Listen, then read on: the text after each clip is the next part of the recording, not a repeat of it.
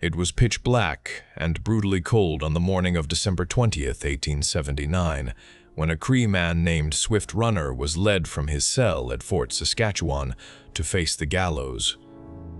The snow swirled around him as he walked calmly into the yard, seeming far more composed than the 60 people who had gathered to watch him die.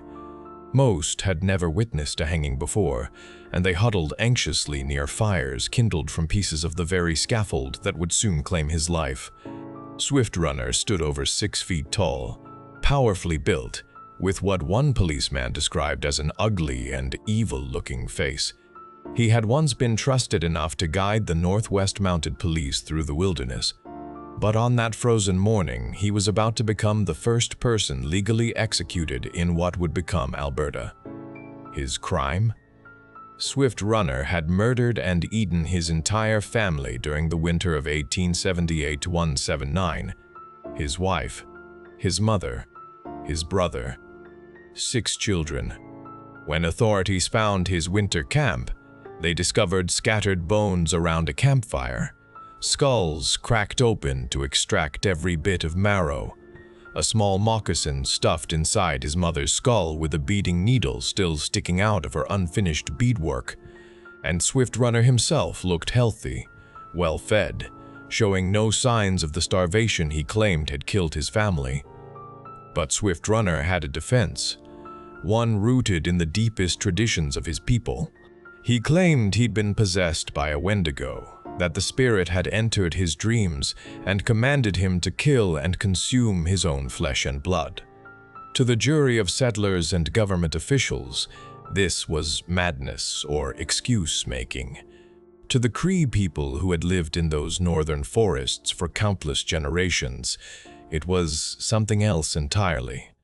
A recognition of something ancient and terrible that lurked in the darkness between the trees. Something that could transform a human being into a monster with an appetite that could never be satisfied. Tonight, I'm going to take you through the complete origin story of the Wendigo, one of North America's most terrifying legends. We'll trace it from its linguistic roots in ancient languages, through centuries of oral tradition, into documented historical cases that blur the line between myth and reality, and finally into modern popular culture where it continues to haunt our collective imagination. This is a story about survival and starvation, about the thin line between civilization and savagery, about what happens when humans are pushed beyond the boundaries of what they can endure. This is the story of the Wendigo. To truly understand the Wendigo, we need to go back further than written records can take us, back to a time when the only history existed in stories passed from one generation to the next, around countless fires in the northern darkness. We need to examine the very word itself and trace its linguistic ancestry.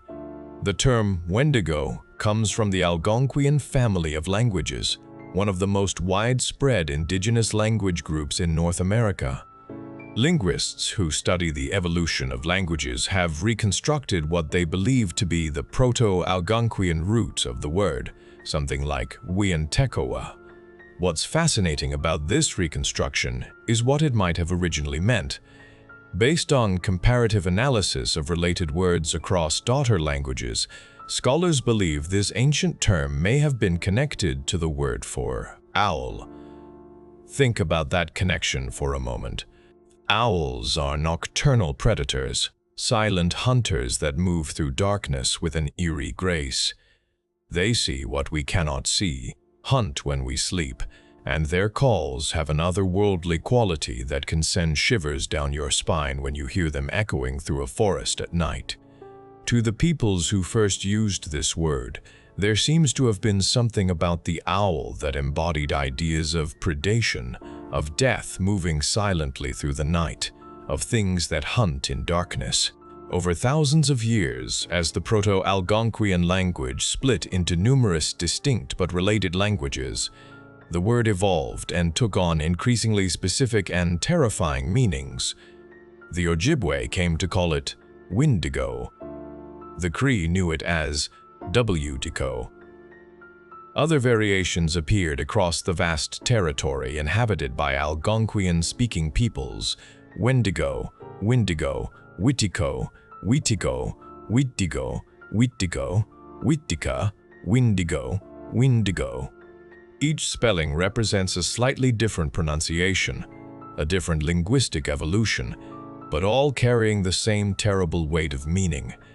The Wendigo legend belongs primarily to the Algonquian-speaking peoples who inhabited the regions around the Great Lakes, the boreal forests of what is now Canada and the northern United States, and portions of the Atlantic coast. This includes nations like the Ojibwe, the Saulteaux, various bands of the Cree including the Swampy Cree and Plains Cree, the Naskapi, the Innu, and others.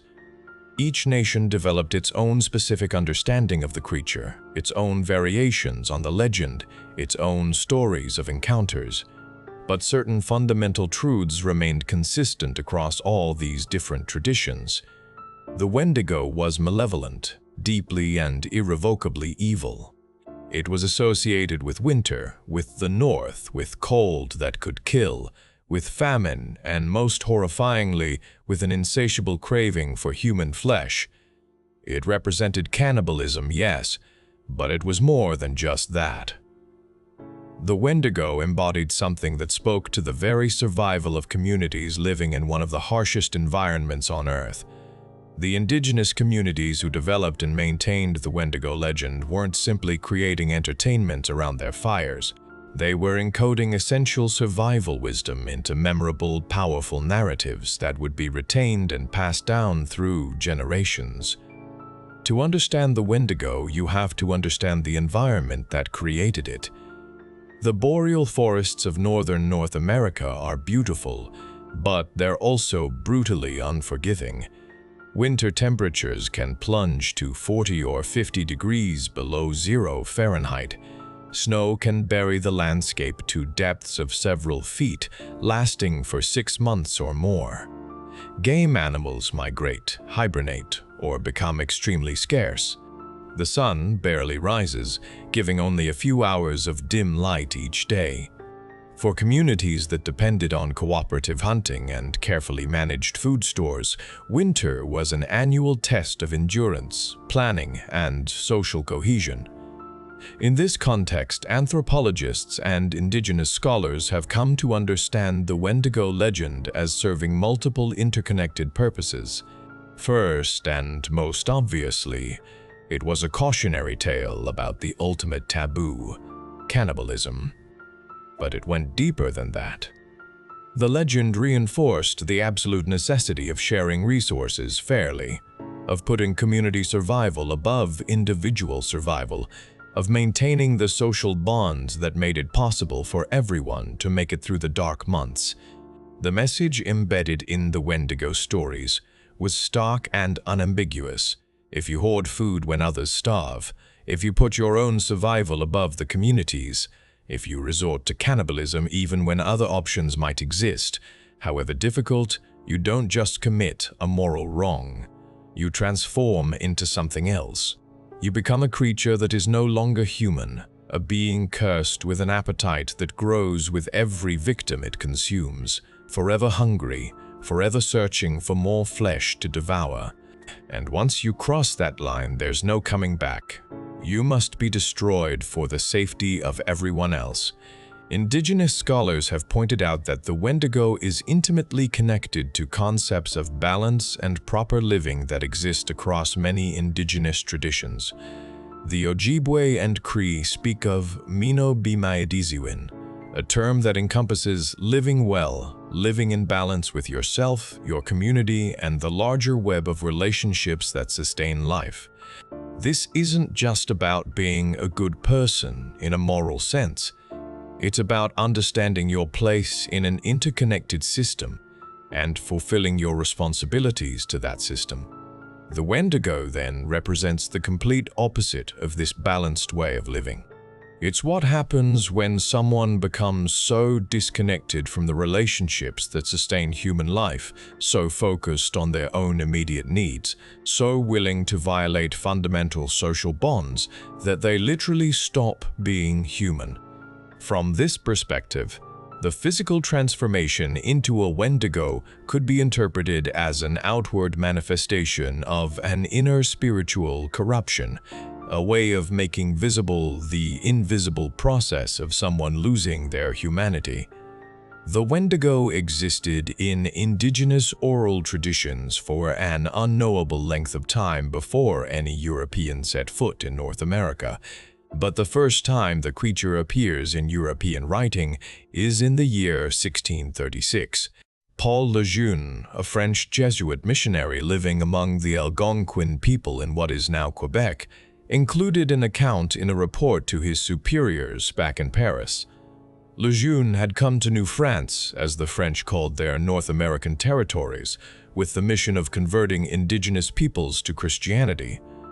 Like many missionaries of his era, he kept detailed records of everything he observed, trying to understand the beliefs and practices of the people he was living among. In 1636, he documented a conversation with an Algonquin woman who warned him about something she called an Atchin. According to Lejeune's report, this woman described how the Atchin had eaten members of nearby tribes and warned that it would eat a great many more of them if he were not called elsewhere. But even if this particular Atchin left, she continued, another would come to take its place, and it might even attack the French at their fort. Several things about Lejeune's account are significant. First, it demonstrates that by 1636, at least some Algonquin people were willing to share knowledge about the Wendigo with European newcomers. Whether this was meant as a genuine warning, an attempt to frighten the French away, or simply matter-of-fact information about a danger they believed to be real, we can't know for certain. But the woman clearly thought it was important enough to bring to the attention of this foreign priest. Second, Lejeune's reaction is revealing. He referred to the Atchin as a sort of werewolf, trying to translate the indigenous concept into something familiar to European understanding. This wasn't as much of a stretch as it might seem to modern readers. 17th century Europeans believed firmly in supernatural creatures, demons, werewolves, and other malevolent entities. The cultural gap between indigenous and European beliefs about the spirit world was perhaps not as vast as we might assume. Both cultures accepted that there were dangerous supernatural forces in the world, even if they understood those forces differently. Lejeune's 1636 account represents the beginning of a long history of European documentation of the Wendigo legend.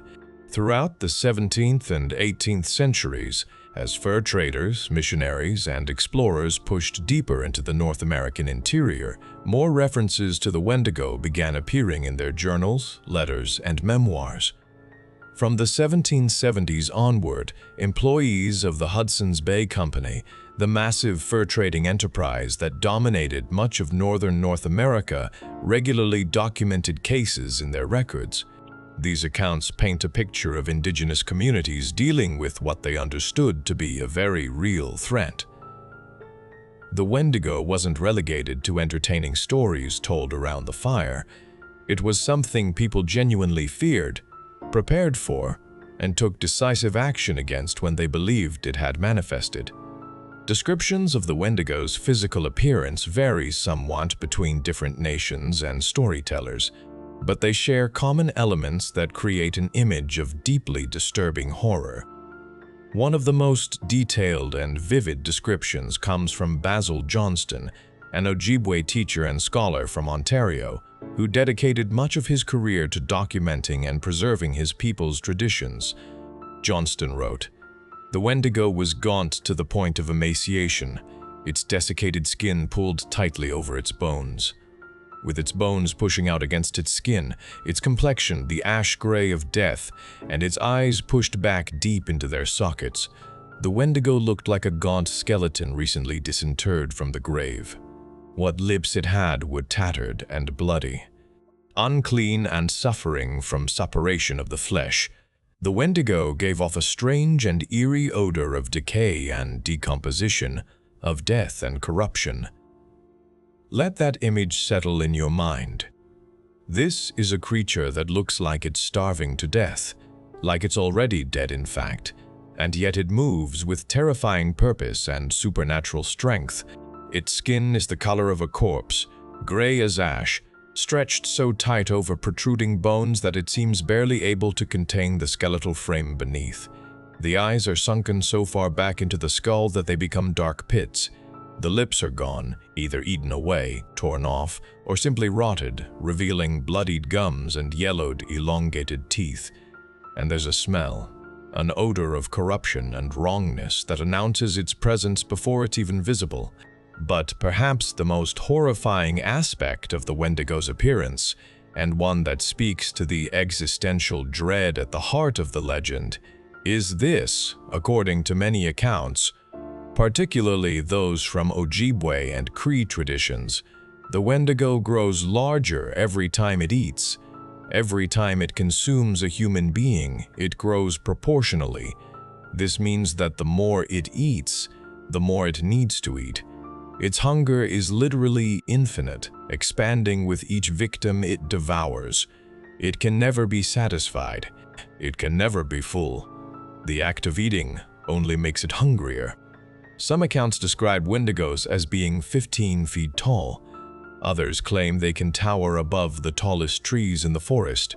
Some storytellers spoke of ancient Wendigos that had grown so massive their heads rose above the mountains. And yet, despite this enormous size, they remained skeletal, emaciated, always appearing to be starving. The growth only exacerbates the hunger rather than satisfying it. Other physical details appear consistently across different accounts. The Wendigo's eyes often glow in the darkness, described as having an eerie yellow or reddish luminescence. Its teeth are uniformly described as long, yellowed like old ivory, and sharp as daggers. Many accounts mention an unnaturally long tongue, sometimes described as being dark blue or black in color. The hands and feet end in long, razor-sharp claws capable of tearing through flesh and bone. In some versions of the legend, particularly those that have been influenced by later retellings, the Wendigo is depicted with the antlers of a deer or elk protruding from its skull, giving it an even more nightmarish hybrid appearance that combines human, corpse, and animal characteristics into something that should not exist. One particularly chilling detail that appears in several different traditions: the Wendigo is sometimes said to be so emaciated that it can only be seen when you're facing it directly. From the side, it essentially disappears, so thin that it becomes invisible when it turns 90 degrees. Imagine encountering something in the forest that can vanish simply by turning to the side. The creature is said to move with impossible speed, able to cover vast distances in moments. Despite the deep snow that would slow or stop a human, the Wendigo can run through it as easily as walking on flat ground. Some accounts describe it gliding above the surface of the snow, leaving either no tracks at all or tracks that appear in impossible places, suggesting the creature can move through solid objects or exists partially outside normal physical space. And then there's the mimicry. Multiple traditions describe the Wendigo as possessing the ability to perfectly imitate human voices. It can call out to you using the voice of your child, your spouse, your friend. It can sound like someone you love crying for help in the darkness, someone you trust calling that they've found shelter. This mimicry is one of the creature's most effective hunting tools, exploiting the very bonds of kinship and community that the Wendigo itself has severed, luring victims away from safety and into the darkness where they can be taken. I want to return to one aspect of the Wendigo that appears again and again in accounts from different time periods and different nations: the smell. Multiple sources, spanning centuries, emphasize that a Wendigo can be detected by its odor before it's ever seen, but they don't describe it as smelling like death in the way we normally understand it. It's not the sickly sweet smell of decomposition, not the recognizable stench of something that died and has been rotting. Instead, the smell of a Wendigo is described in terms that suggest something fundamentally wrong with reality itself. Words like corruption, evil, burning death, wrongness appear over and over. People who claimed to have encountered this smell described it as an olfactory assault that violated their sense of what should be possible in the natural world. It was described as smelling like something ancient, something that shouldn't exist, something that burned despite being associated with ice and cold. Why does this detail matter? Because smell is one of the hardest sensory experiences to invent or misremember. Visual sightings can be explained away as misidentified animals or tricks of light and shadow. Sounds can be wind, wildlife, or imagination. But smell is immediate and visceral. It bypasses our rational mind and speaks directly to the most primitive parts of our brain, the parts concerned with survival and threat assessment. The remarkable consistency of this specific detail across multiple independent accounts from people who would have had no contact with each other suggests that something was creating this deeply unsettling sensory experience. Whether that something was a psychological phenomenon, a natural occurrence being interpreted through a cultural lens, or something else entirely, we may never know with certainty. But the detail persists, stubbornly resistant to easy explanation. Understanding how someone becomes a Wendigo is central to grasping what the legend truly means, because the Wendigo doesn't just hunt humans, it's created from humans. It's what we can become when we cross certain fundamental lines. The most common origin story goes like this. When a person resorts to cannibalism, they open themselves to possession by the Wendigo spirit. The act of consuming human flesh fundamentally changes something within a person, according to the belief. It creates a hunger that cannot be satisfied by normal food. It begins a physical and spiritual transformation that, once started, cannot be reversed or stopped. But the legend makes important distinctions. Not all cannibalism automatically results in Wendigo transformation. Someone who resorts to eating human flesh purely out of starvation, in a genuine life or death situation where absolutely no other source of sustenance is available, might be at risk, but this could be understood as a tragic consequence of impossible circumstances rather than moral failing. The real danger comes from those who choose cannibalism when alternatives exist, who kill with the specific intent to eat human flesh, or who continue to crave it after the immediate crisis has passed. This distinction suggests the legend is about something more nuanced than simply prohibiting an act. It's about the intentions, the mindset, the spiritual state that leads someone to cross that line. Some versions of the legend describe additional pathways to Wendigo transformation. If you're bitten by a Wendigo, you might become infected, the corruption passing from its flesh to yours, like a disease. If you spend time in close proximity to a Wendigo, its presence alone might begin to change you. Even dreaming about a Wendigo could make you vulnerable to possession.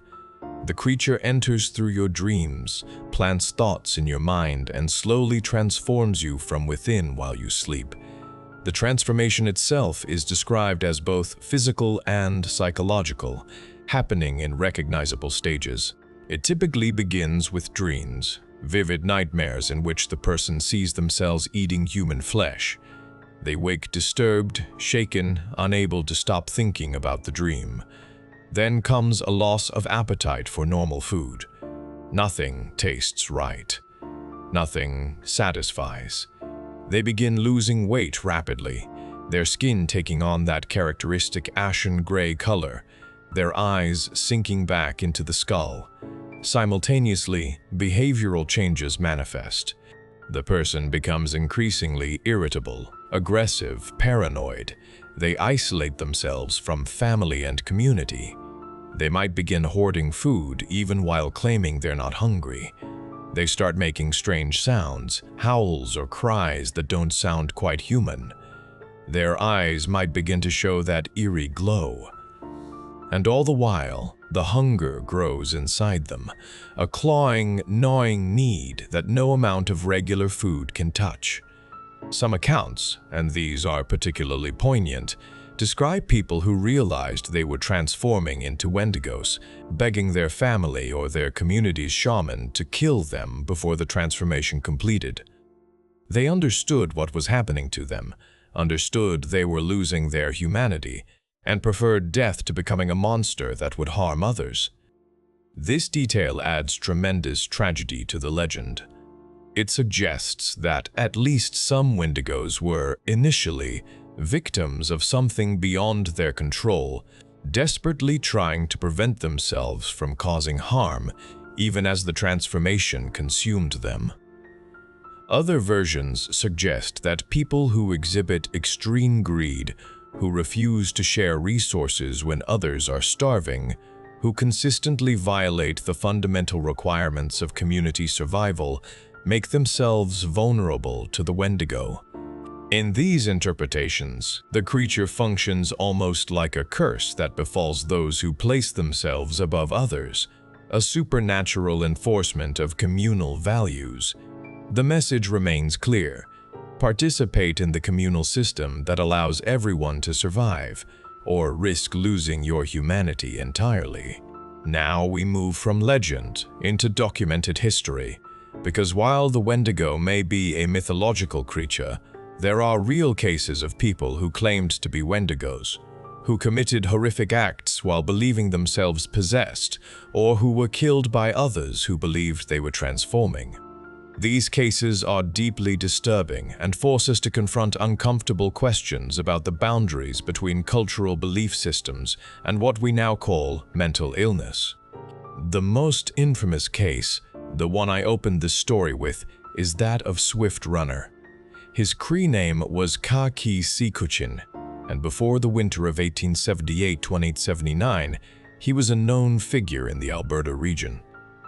Standing over 6 feet tall with a powerful build, he had worked as a guide and translator for the Northwest Mounted Police. He had a wife and 6 children. By most accounts, he was respected in his community, at least until his drinking problems became severe. Swift Runner had developed what contemporary sources described as an inordinate fondness for whiskey. When drunk, he became violent and unpredictable, earning a reputation that one account characterized as the terror of the whole region. Eventually, his behavior became so problematic that the police fired him, and his own tribe expelled him, forcing him to take his family and retreat into the wilderness to survive by hunting and trapping. In autumn of 1878, Swift Runner left with his family to establish a winter camp.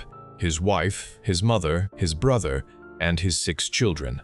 They would spend the winter hunting and trapping in the forest, a common practice for Cree families who relied on their skills to provide for themselves until spring. But when spring came in 1879, only Swift Runner emerged from the wilderness. He went to the authorities with a story about his family all dying of starvation during the harsh winter. But something was immediately wrong with his account. Swift Runner himself didn't look like someone who had spent months starving. He appeared healthy, well-fed, showing no signs of the extreme deprivation he claimed had killed his entire family. His physical condition aroused immediate suspicion among the priests at the Catholic mission where he was staying, especially when he began suffering terrible nightmares, waking up screaming in the night. When Swift Runner asked to lead a group of children out into the woods, the priests' concerns deepened into alarm. They contacted the Northwest Mounted Police, who arrested Swift Runner and ordered him to lead them to his winter campsite. What they found there was a scene from a nightmare. Around the remains of a campfire lay scattered human bones, skulls, long bones that had been cracked open to extract every bit of marrow. The bones were dry and hollow, every scrap of nourishment extracted from them with terrible thoroughness. They found a small moccasin that had been stuffed inside the skull of Swift Runner's mother, with a beading needle still protruding from unfinished beadwork. The scene suggested not just death, but systematic consumption, methodical butchering, and preparation of human bodies for eating. Confronted with this evidence, Swift Runner didn't deny what he had done. He confessed, describing how he had killed his entire family, his wife, his mother, his brother, all 6 of his children. Some he shot, some he bludgeoned with an axe, some he strangled, and then he butchered their bodies and consumed their flesh. But his defense was that he had been possessed by a Wendigo. The spirit had entered his dreams, he said. It had commanded him to kill his family and eat them. He claimed he'd had no control over his actions, that the Wendigo had taken over his body and mind, that he was not truly responsible for what had happened because he had not been himself. The trial was swift, and the outcome never really in doubt. Swift Runner was convicted of murder. The jury deliberated for only 20 minutes before returning a guilty verdict. On December 20th, 1879, Swift Runner was hanged at Fort Saskatchewan. He became the first person legally executed in what would become the province of Alberta. The execution itself was marked by bizarre delays and mishaps that take on an eerie quality in retrospect. The hanging was scheduled for 7:30 in the morning, but with less than half an hour to go, authorities discovered that people in the crowd had taken the trap door from the gallows and burned it as kindling to keep warm in the freezing weather. The hangman, an elderly army pensioner named Rogers who had been paid $50 to carry out the execution, had forgotten to bring straps to bind the prisoner's arms. As the sheriff and hangman rushed to repair the scaffold and find proper restraints, Swift Runner sat calmly near one of the fires, the thick noose already hanging loose around his neck, joking with guards and snacking on pemmican. At one point, he reportedly quipped that he could kill himself with a tomahawk and save the hangman the trouble. When the execution finally proceeded at 9:30 in the morning, Swift Runner faced death with stoic composure. But here's what makes the Swift Runner case so significant in the context of the Wendigo legend. This was not a straightforward case of starvation-induced cannibalism. Swift Runner's camp was only 25 miles from a Hudson's Bay Company trading post where emergency food supplies were available. 25 miles. A difficult journey in winter, certainly, but not impossible. Other Cree families managed to reach the post and survive that winter. Swift Runner never tried. Something else drove him to do what he did. Whether we call it severe mental illness, alcoholism-induced psychosis, a complete psychological breakdown under the stress of isolation, or what he claimed it was, possession by a Wendigo spirit, Swift Runner's actions represented exactly what the legend warned against: the crossing of a fundamental line that separates human from monster, made worse by the fact that alternatives to cannibalism were available but never pursued. Father Leduc, a priest who visited Swift Runner repeatedly in the days before his execution and was given permission to share elements of his confession, reported hearing descriptions of a man who felt overtaken by something, who heard voices, who had dreams that felt more real than waking life, who experienced an uncontrollable hunger that normal food couldn't satisfy. Modern analysts have debated what really happened. Some argue Swift Runner was simply a murderer who tried to use cultural beliefs about the Wendigo as a convenient defense. Others suggest he suffered from untreated mental illness exacerbated by chronic alcoholism and the extreme stress of isolation. Still others point to his case as a potential example of what became known as Wendigo psychosis, which we'll discuss shortly. Whatever the truth, Swift Runner's case became the most well-documented example of the Wendigo legend intersecting with recorded history, studied and referenced for more than a century in medical journals, anthropological papers, and true crime accounts. If Swift Runner represents someone who claimed to become a Wendigo, Jack Fiddler represents the opposite side of the phenomenon, someone who dedicated his life to protecting his community from them. Jack Fiddler's OG Cree name was Jawuno Gijigo Galbo, meaning he who stands in the southern sky, though he was also known by the Cree name Masonanin or Mesnawethno, meaning stylish man. He was born sometime in the 1830s or early 1840s near Sandy Lake in what is now northwestern Ontario, in the boreal forests of the Upper Severn River region. He belonged to the Sucker clan of the Anishinaabe people, and as he grew into manhood, he became known as both a skilled healer and a powerful shaman.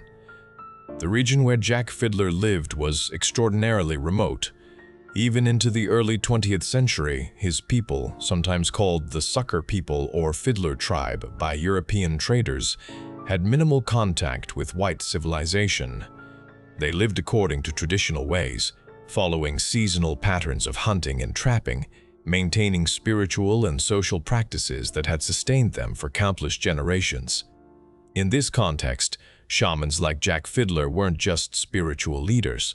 They were essential to community survival, responsible for healing the sick, communicating with spirits, maintaining balance, and protecting the community from supernatural threats. And one of a shaman's most important duties was defending against Wendigos.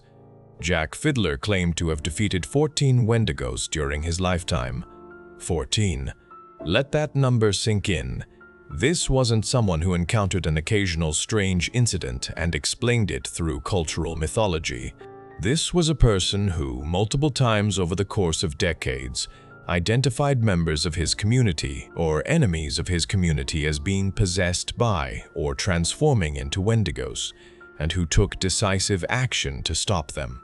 According to accounts that have survived, some of these Wendigos were believed to have been sent by enemy shamans, a form of spiritual warfare. Others were members of Fiddler's own band who were, as historical records phrase it, taken with an insatiable, incurable desire to eat human flesh. In these latter cases, family members would usually ask Fiddler to intervene, to kill their loved one before the transformation completed and they became a threat to everyone. In some instances, the person transforming would themselves request to be killed. They could feel what was happening to them, could sense the Wendigo spirit taking hold, and they preferred death to becoming a monster. Fiddler would perform the necessary rites and execute them, both as an act of mercy toward the individual and as protection for the community. Jack Fiddler's own brother, Peter Flett, was among those he killed after Peter began turning Wendigo. The food had run out during a trading expedition, and Peter began to change. Fiddler made the terrible decision to kill his own brother, rather than risk what Peter might do to others. This detail speaks to the burden Fiddler carried and the impossible choices his role sometimes forced upon him. For decades, Fiddler's actions were accepted, even respected, by both his own people and by the white traders, missionaries, and Hudson's Bay Company employees who knew of him. They understood, or at least tried to understand, that in the context of Fiddler's culture and community, he was serving a necessary function. The concept of the Wendigo might be foreign to European understanding, but the basic idea of someone becoming violently dangerous and needing to be stopped wasn't. But by the early 20th century, everything was changing. The Canadian government was extending its authority deeper into Indigenous territories, asserting its law and its definitions of crime, justice, and acceptable behavior. And in 1906, word reached the Royal Northwest Mounted Police about a band of pagan Indians, who are in the habit of killing one another whenever one gets delirious through fever or other causes. A patrol was dispatched to investigate. On June 15, 1907, they arrived at the Sucker People's Camp and arrested both Jack Fiddler and his brother Joseph, also known as Pesequan. The specific charge was the murder of a woman named Wasakapekwe, Joseph's daughter-in-law, who had been killed the previous year in 1906. According to the Fiddlers, she had been showing signs of Wendigo possession and was killed before she could harm others, following the custom and duty of their people. By August 1907, the story had made newspaper headlines as far away as Toronto. Dark deeds of Keewatin Indians. They strangle and burn sick friends, announced the Toronto Globe, sensationalizing the case and feeding public demand for convictions. Jack Fiddler was somewhere between 68 and 87 years old at the time of his arrest. Sources vary on his exact age. He was taken to Norway House in Manitoba to await trial. Sergeant David Bennett Smith, who was in charge of his detention, described him as being in frail health, frequently falling, with a weak heart and pulse. Fiddler understood what his arrest meant. The authorities didn't believe in Wendigos. They saw him as a murderer. There would be no mercy, no understanding of the cultural context, no acknowledgement that he had been fulfilling the responsibilities of his role as shaman and protector.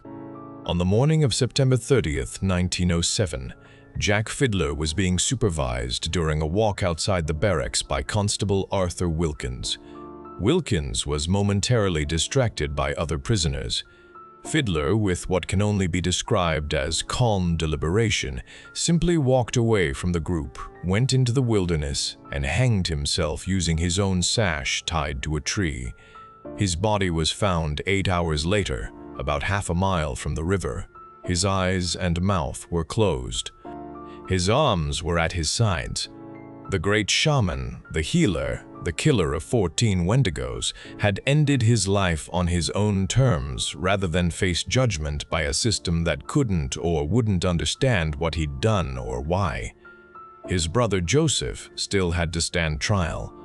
On October 7, 1907, Joseph Fiddler faced a courtroom where testimony was heard about Wendigo beliefs, about the woman's illness, about the customs of a people who were not aware of Canadian law. Witnesses testified that the killing had been done according to tradition, that it was seen as an act of mercy and protection rather than murder. The court was unmoved. Joseph was convicted and sentenced to death. Appeals were filed.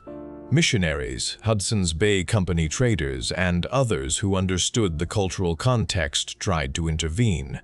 Joseph's sentence was eventually commuted, but the notification came 3 days after Joseph died of illness in prison in 1909, before he could be released. The deaths of Jack and Joseph Fiddler marked a turning point. The Sucker people lost their most prominent leaders. The old ways of dealing with Wendigo threats began to fade.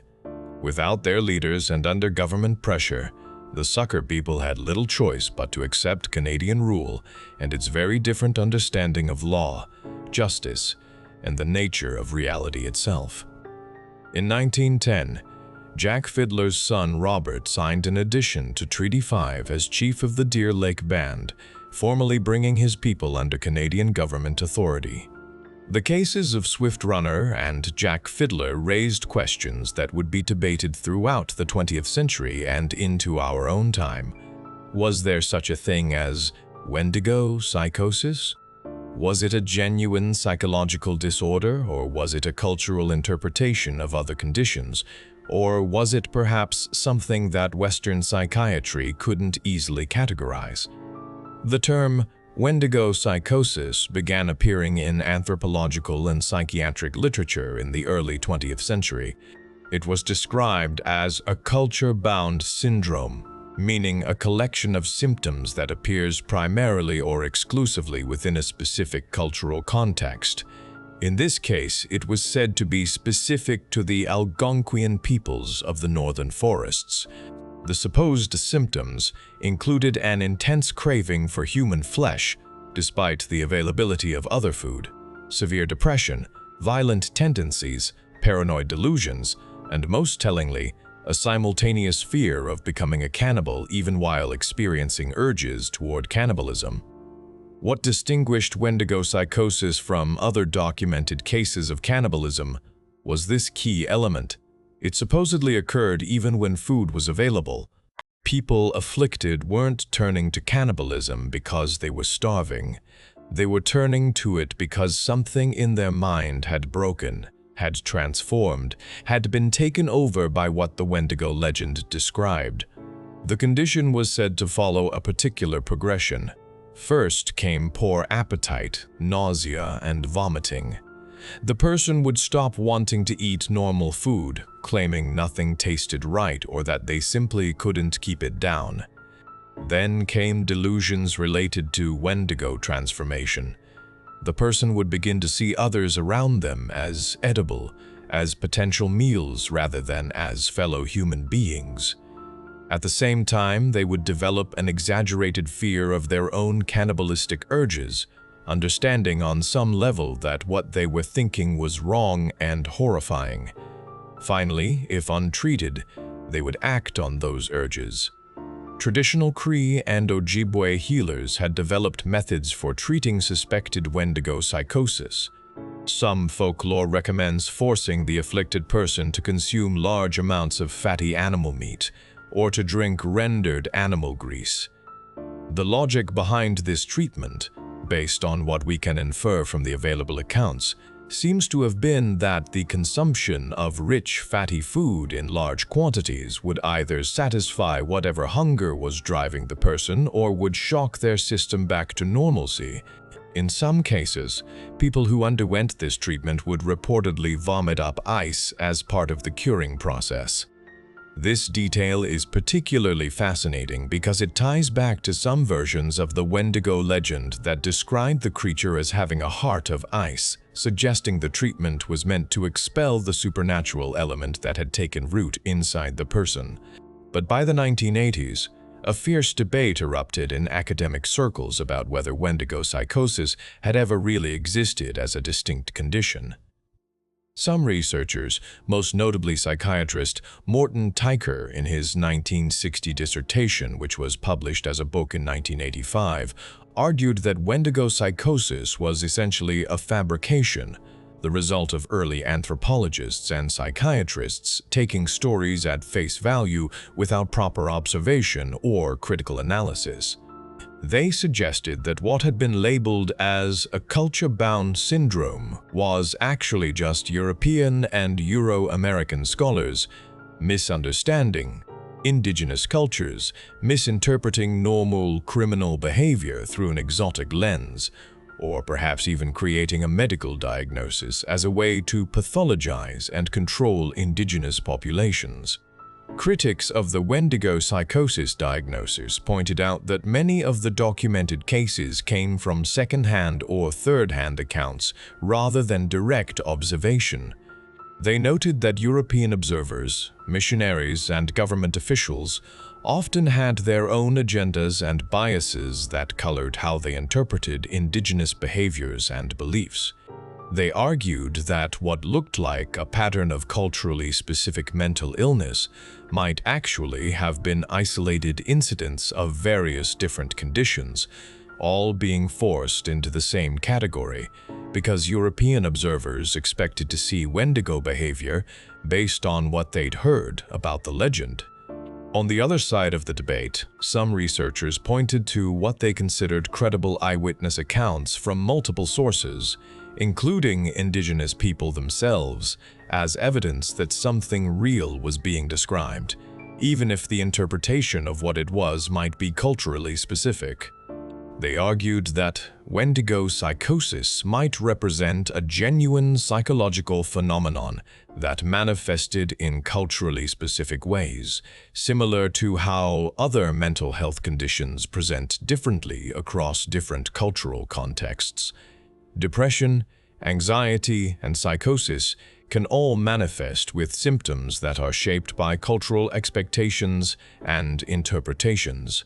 This perspective suggests Wendigo psychosis might have been real as a psychological experience, Even if the cultural explanation of supernatural possession wasn't literally true, what's particularly interesting from a historical perspective is that reported cases of Wendigo psychosis decreased dramatically throughout the 20th century as Algonquian peoples came into greater contact with European civilization, adopted more sedentary lifestyles, and had better access to consistent food supplies. By the late 1900s, essentially no new cases were being documented. Whether this represents the disappearance of a real condition, the evolution of cultural beliefs as communities changed, improved nutrition and living conditions, reducing the environmental stresses that might trigger such episodes, or simply a change in how abnormal behavior was understood and diagnosed, remains a matter of debate. The 10th revision of the International Statistical Classification of Diseases and Related Health Problems, published by the World Health Organization, does include a brief mention of Wendigo, describing it as involving rare historic accounts of cannibalistic obsession with symptoms that included depression, homicidal or suicidal thoughts, and a delusional, compulsive wish to eat human flesh. However, the same entry notes that some controversial new studies question the syndrome's legitimacy, claiming cases were actually a product of hostile accusations invented to justify the victim's ostracism or execution. The modern medical establishment has largely moved away from Wendigo psychosis as a specific diagnostic category, though it still appears in discussions of culture-bound syndromes and transcultural psychiatry. The debate itself raises fascinating questions about the relationship between culture and mental illness, about how societies understand and respond to abnormal behavior, and about the challenges of trying to apply universal diagnostic categories to experiences that are deeply rooted in specific cultural contexts. Perhaps the truth, as is so often the case, lies somewhere in the middle ground. Perhaps in the extreme conditions of the northern wilderness, in communities living perpetually on the edge of survival, subject to periodic famines and brutal winters that could last half the year, some individuals did experience psychological breaks that their culture understood and described through the lens of the Wendigo legend. Perhaps what we would now diagnose as various combinations of psychosis, severe depression, dissociative disorders, or other mental illnesses were being interpreted and treated according to the best understanding those communities had available to them. Or perhaps, and this is harder for our rational modern minds to accept, perhaps there was something else happening, something that doesn't fit neatly into contemporary categories of mental illness or supernatural belief, something that existed in the space between psychology and spirituality. For centuries, the Wendigo remained primarily within indigenous oral traditions and in the accounts of those Europeans who lived among or interacted closely with indigenous peoples. But in 1910, everything changed. An English writer named Algernon Blackwood published a novella simply titled The Wendigo, and with it, he introduced the creature to Western popular culture in a way that would shape its image for more than a century to come.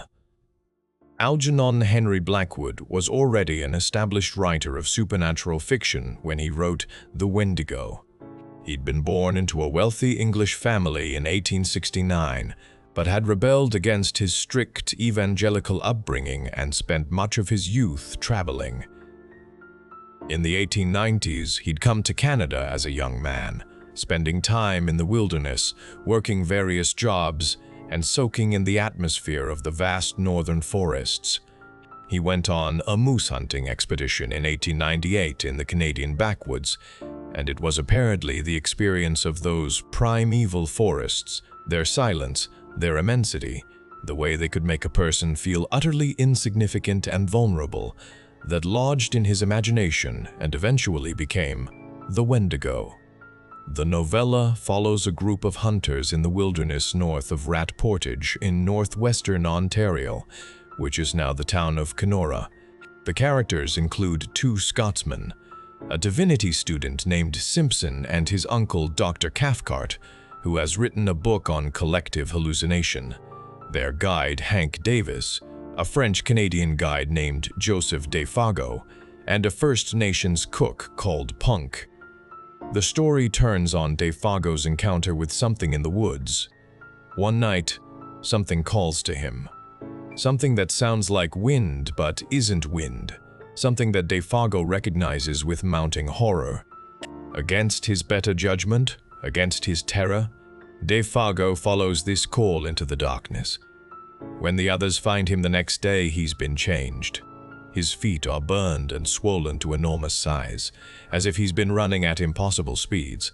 He's delirious, terrified, speaking of being taken by the Wendigo, of being carried through the air at tremendous velocity, of seeing things no human should see. What makes Blackwood's The Wendigo significant isn't that it was entirely accurate to indigenous traditions, because in many ways it wasn't. Blackwood was writing for a European and Euro-American audience, and he filtered the legend through his own sensibilities and the conventions of early 20th century weird fiction. His Wendigo is more of an elemental force, a manifestation of the wilderness itself, than the creature of indigenous tradition. But what Blackwood did brilliantly was capture the atmosphere of dread that surrounded the legend. He understood that the Wendigo wasn't just a monster to be fought or escaped. It was something that represented the absolute alienness of the northern wilderness to European consciousness, the sense that there were things in those vast forests that operated according to rules different from civilization's understanding. His prose evokes a creeping sense of cosmic insignificance, of humans being utterly out of place in an environment that doesn't care about them and contains forces they can't comprehend. The Wendigo was published as part of a collection called The Lost Valley and Other Stories in 1910, and it became one of Blackwood's most famous works. It introduced the Wendigo to a mass audience in the English-speaking world, planting the seed of the legend in popular consciousness where it would grow and mutate over the following decades. H.P. Lovecraft, the influential American horror writer, was deeply affected by Blackwood's story. In a 1927 essay called Supernatural Horror in Literature, Lovecraft praised Blackwood as the one absolute and unquestioned master of weird atmosphere, and specifically cited The Wendigo as one of Blackwood's finest achievements. Lovecraft's own work would go on to influence countless other writers, creating a chain of influence that helped spread The Wendigo into broader horror fiction. But Blackwood's version also began a process of transformation that would accelerate through the 20th century. The Wendigo was being removed from its original cultural context, reinterpreted and reshaped by writers who understood it primarily through other written sources, rather than through direct contact with the indigenous peoples who had created and maintained the legend. This process would continue and intensify as the creature moved into film, television, comic books, and eventually video games. By the 1970s, the Wendigo had traveled far from its origins in Algonquian tradition. In 1974, Marvel Comics introduced their version of the creature in The Incredible Hulk, issue 62. This Wendigo was tied to a curse. Anyone who consumed human flesh in the northern forests of Canada would be transformed into a Wendigo, a monstrous creature with white fur, incredible strength, and an insatiable hunger. The Marvel Wendigo became a recurring character, fighting the Hulk, battling Wolverine, and appearing in various storylines over the decades. The Marvel version took certain elements from the original legend, the transformation through cannibalism, the setting in the Canadian wilderness, the creature's hunger, but it simplified and modified them to fit the needs of superhero comics. The Wendigo became essentially a curse that could be passed from person to person, with each new Wendigo looking identical to the last. This version would influence how many people, especially in North America, understood the creature. The 1990s and 2000s saw the Wendigo appear in numerous horror films, usually in greatly altered forms. Movies like Ravenous in 1999 used Wendigo themes, exploring cannibalism and transformation in a historical setting. The 2001 film, Wendigo, directed by Larry Fessenden, took a more psychological approach, leaving ambiguous whether the creature was real or a manifestation of trauma and family dysfunction. Stephen King, America's best-known horror writer, incorporated Wendigo elements into his 1983 novel, Pet Sematary. In the novel, the ancient burial ground that brings the dead back to life, but brings them back wrong, is built on land that was once considered sacred but was shunned by the Micmac people because of the presence of a Wendigo. King didn't make the Wendigo the central focus, but its presence lurks in the background, explaining why the ground is cursed, why death doesn't work properly in that place. This could be interpreted as King recognizing that the Wendigo represents not just a monster, but a fundamental corruption of natural order, a breaking of the rules that should govern life and death. By the 2000s and 2010s, the Wendigo had become a staple of horror media, appearing in television shows like Supernatural, Charmed, and Hannibal, in role-playing games like Dungeons & Dragons and World of Darkness, and in countless independent horror films and stories. Each iteration modified the legend in various ways, adding or subtracting elements, changing the creature's appearance and abilities to suit the needs of the particular narrative. Some of these modern interpretations stayed closer to indigenous traditions than others. Some attempted to be respectful and culturally sensitive. Others treated the Wendigo as just another monster, another creature to be exploited for scares, with little regard for its origins or cultural significance. In 2015, the Wendigo found perhaps its most detailed and atmospheric portrayal in popular media with the release of Until Dawn, a survival horror video game developed by Supermassive Games for the PlayStation 4. The game's handling of the Wendigo legend demonstrates both how far the creature has traveled from its origins and how it continues to evolve in popular culture. Until Dawn takes place on Blackwood Mountain, a fictional location in Western Canada. The game follows 8 young adults who go to a remote cabin for a winter getaway, only to find themselves hunted by creatures in the darkness. As the story unfolds, it's revealed that the monsters are Wendigos, and the game provides extensive information about the legend through collectible documents called totems that the player can find throughout the environment. What's interesting about Until Dawn is that the developers clearly did research into actual Wendigo lore. The game's Wendigos are emaciated, skeletal creatures with grayish skin stretched tight over bones. They move with supernatural speed and agility. They can mimic human voices to lure victims. They're created through cannibalism, when humans trapped in the mines on Blackwood Mountain resorted to eating each other to survive, and once transformed, they're forever hungry, forever hunting. The game also includes information drawn from actual historical sources. The collectible documents reference the Swift Runner case, discussing how he killed and ate his family in the winter of 1879. They mention Jack Fiddler and his role as a Wendigo hunter. They discuss theories about Wendigo psychosis and debate whether it was a real condition or a cultural interpretation of mental illness. Where Until Dawn deviates from traditional Wendigo lore is primarily in the creature's appearance and certain abilities. The game's Wendigos are designed to be visually terrifying in a way that works for interactive horror. They're larger than the traditional descriptions suggest, more overtly monstrous, with the ability to climb walls and ceilings like spiders. These modifications were made for gameplay purposes, to create enemies that could be both terrifying and challenging within the context of a survival horror game. The game also incorporates the deer skull or antlered appearance that has become associated with Wendigos in modern popular culture. though this element doesn't appear in traditional indigenous accounts and seems to have been added through various retellings over the years. This particular visual element has proven persistent, appearing in numerous modern depictions despite not being part of the original legend.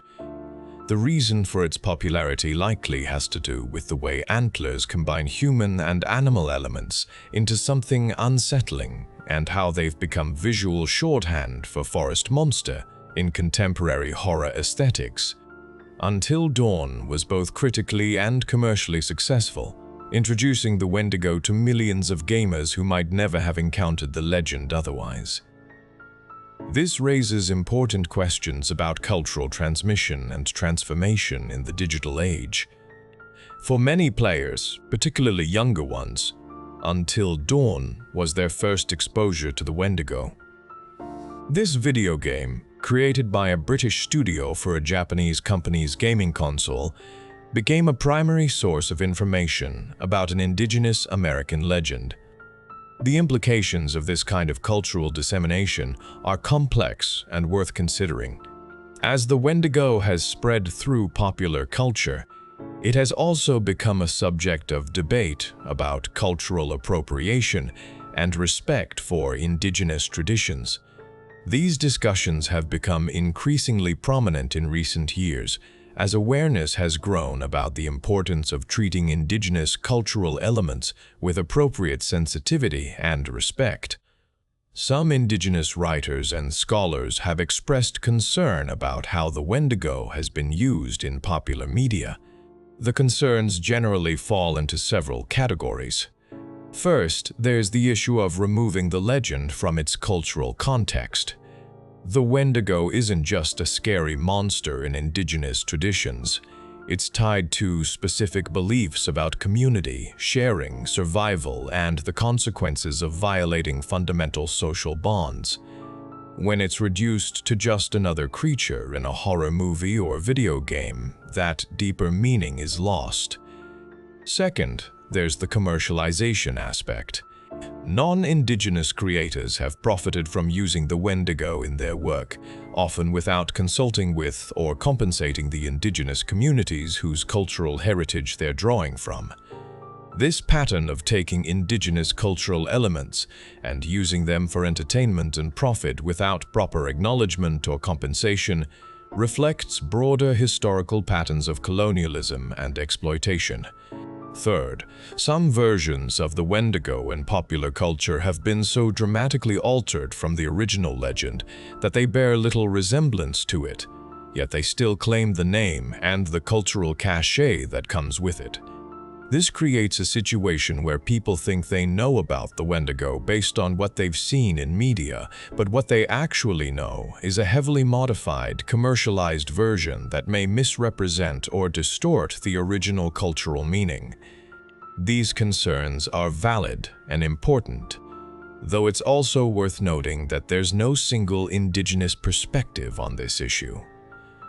Different indigenous individuals and communities have different views on how the Wendigo should be represented, whether non-indigenous people should use it at all, and what constitutes respectful versus appropriative use.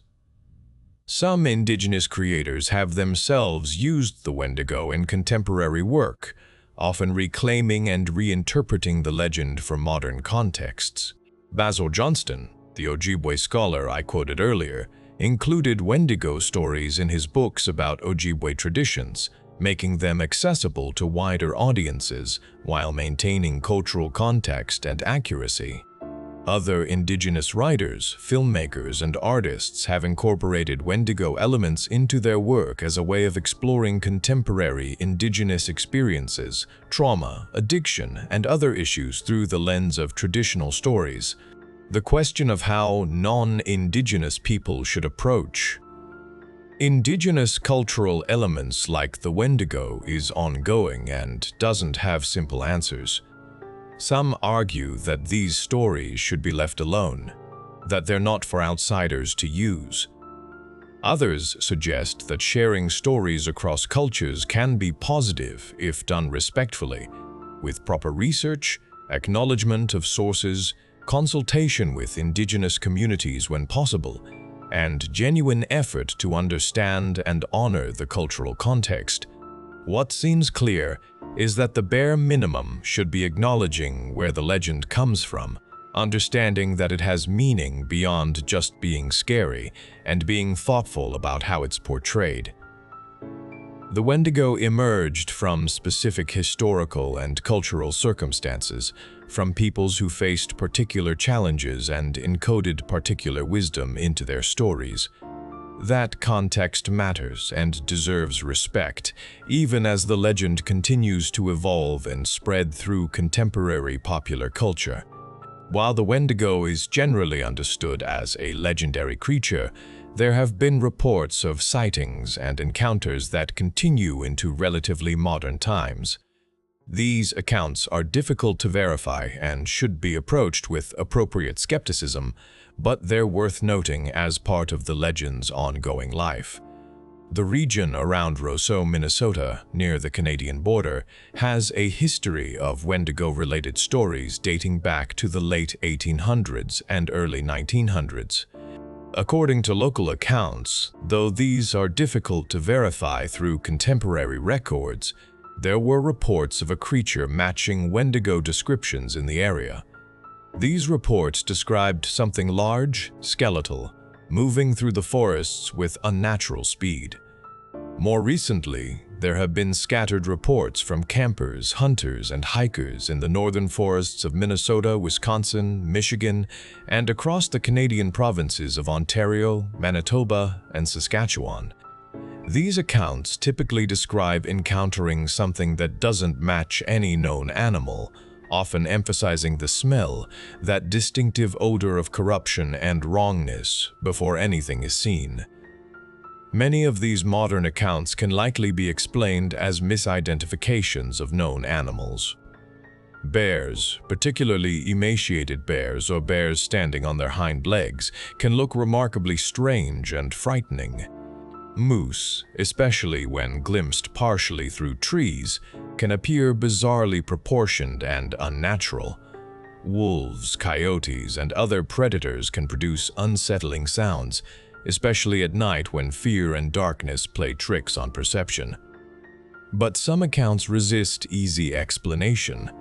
Stories of entire groups of experienced outdoorsmen encountering something that drove them from the wilderness in terror, of consistent descriptions of specific details like the smell or the mimicked voices, of encounters that left witnesses genuinely traumatized in ways that seem out of proportion to a mere misidentification of wildlife. These accounts don't prove anything, but they do suggest that whatever the Wendigo represents, whether psychological or supernatural or some combination of both, it continues to have power over human imagination and experience. We've now traced the Wendigo from its ancient linguistic roots through centuries of indigenous tradition, through documented historical cases, through its transformation in popular culture, and into its current status as one of the most recognized creatures in North American folklore. But this raises an important question. Why does this legend persist? Why does it continue to fascinate, terrify, and inspire in the 21st century? Part of the answer surely lies in the fundamental fears the Wendigo represents.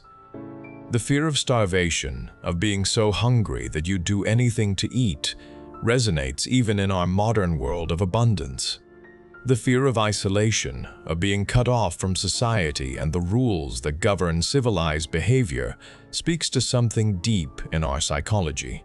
The fear of losing control, of being taken over by urges you can't resist, of becoming something monstrous despite your best intentions. These are timeless human anxieties. But the Wendigo also represents something more specific to our current moment.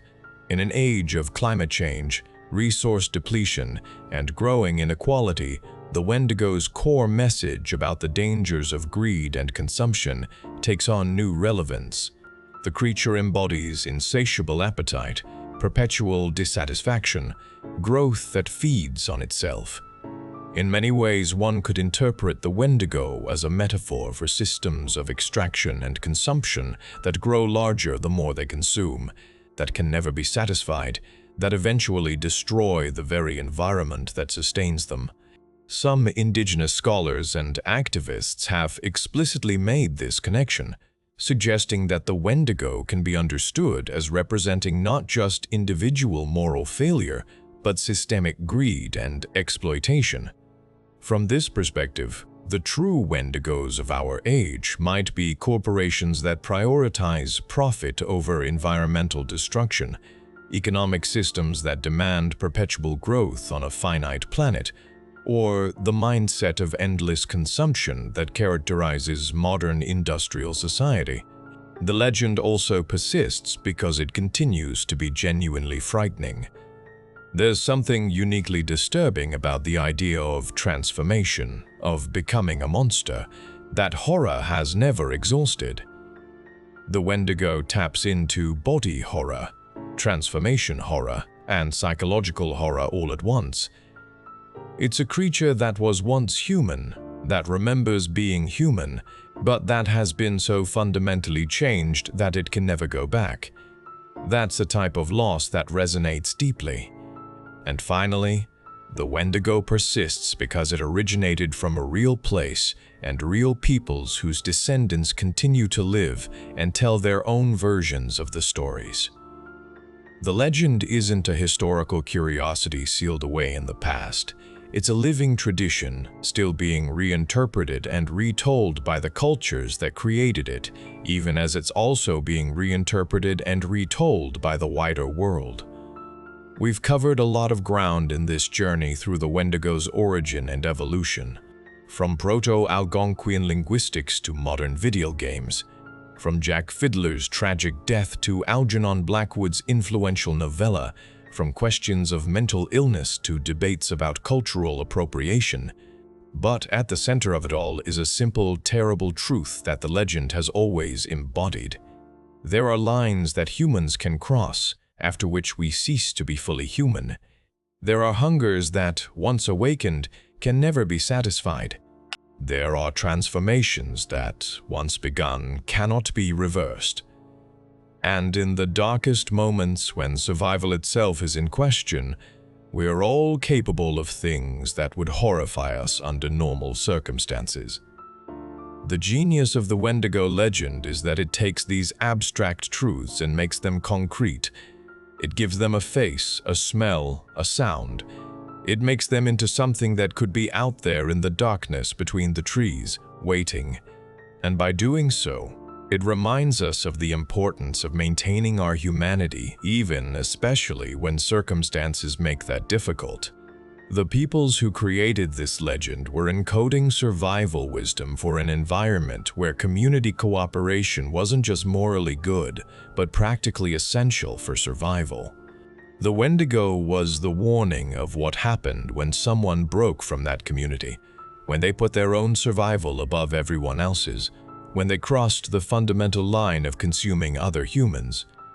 In their world, such behavior couldn't be tolerated because it threatened everyone's survival, so they created a legend that made the consequences clear and terrifying. But the deeper truth the legend speaks to transcends any specific cultural context.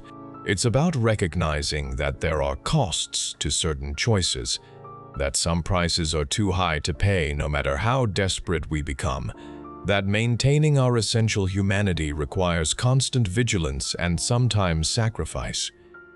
Whether you believe in the Wendigo as a literal supernatural entity, as a psychological phenomenon, as a useful metaphor, or simply as a compelling story, its power comes from the same source. It names something real about human nature, about the potential for darkness that exists in all of us, about the importance of the social bonds and moral frameworks that keep that darkness in check. The Wendigo is the hunger that grows with feeding. It's the corruption that spreads once begun. It's the transformation that takes you beyond the point of return. And as long as humans face hunger, isolation, desperation, and moral choice, the legend will continue to resonate. The story of the Wendigo is ultimately a story about boundaries. The boundary between human and animal. The boundary between civilization and wilderness. The boundary between community and isolation. The boundary between hunger and appetite. And most fundamentally, the boundary between human and monster. Indigenous peoples of the northern forests created this legend to mark and maintain these boundaries, to remind their communities of the importance of staying on the right side of certain lines.